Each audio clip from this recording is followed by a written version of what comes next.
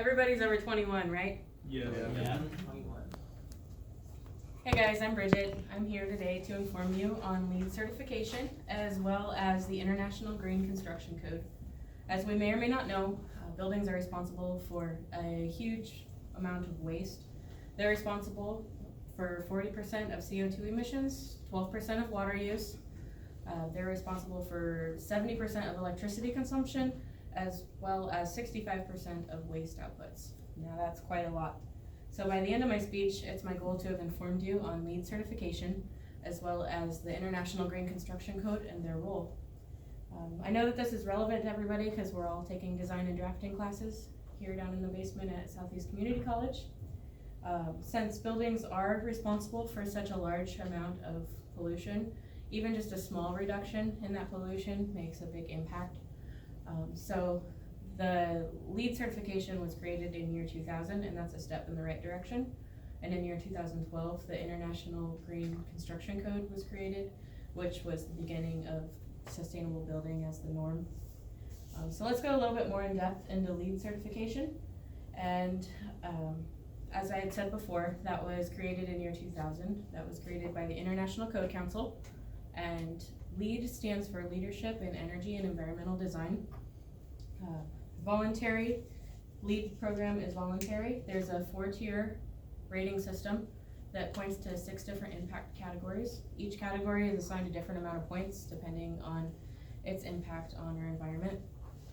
The levels of LEED certification that you can get from lowest to highest are certified, silver, gold, and platinum. Now, according to Meta, Scarborough, and Armpriest, the 6 categories of LEED certification are as follows. Location and transportation is the first category, and that points to the building being located as such to reduce travel distance, as well as having code minimum parking lots to provide more green space and not waste it on concrete, as well as providing some kind of place where you can store your alternative transportation, such as your bicycle or skateboard. Sustainable sites is going to be the next category, and that will have to do with surveying the land for climate impact as far as like solar exposure, precipitation, wind, any kind of pollutants in the area, things like that. Water efficiency is going to be the next category, and that has to do with picking responsible landscaping materials such as irrigation systems or lack of, as well as including fixtures inside the building that preserve water, such as something with a water sense label, and also having multiple water meters inside the building to track different types of consumption of water. Energy and atmosphere is going to be the next category, and that will have to do with reducing greenhouse gas by using renewable energy sources when possible, as well as having multiple meters to track the different types of energy use.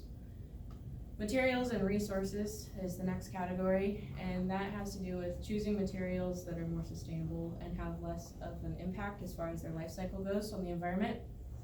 Indoor air quality is the last category, and that has to do with keeping track of indoor air pollutants and monitoring them, making sure they're at good levels, and also providing lots of ample sunlight, as well as reducing HVAC noise.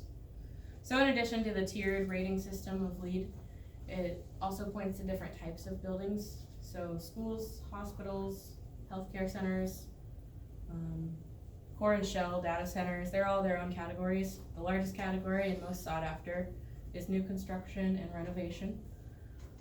So since that one is such a sought after category and so popular, that is also broken down into 7 other categories, but we're not going to go into those today.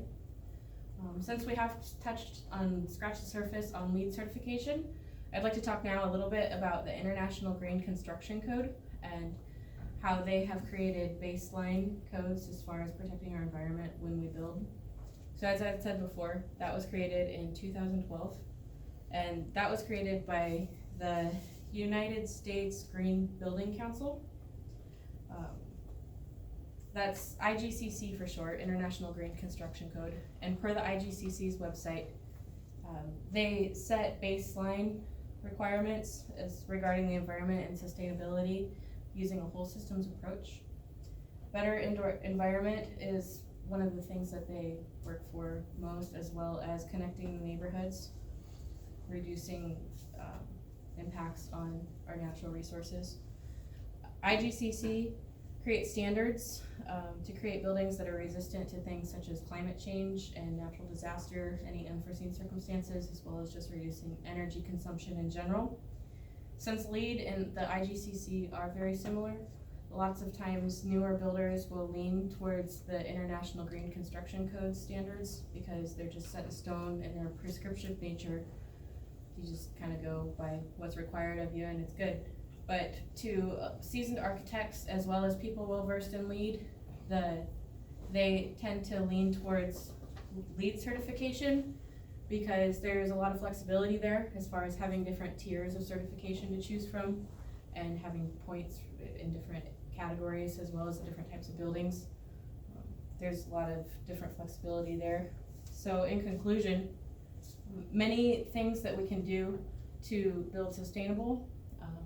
LEED is definitely one route that we could go, but it's also nice to know that the International Green Construction Code is there for us to fall back on, to know that we're doing a good job at protecting our environment, because some resources can't be replaced, which is why it's important to choose building sustainable if we can. So thanks everybody for listening to me today and giving me your attention, and enjoy some donuts.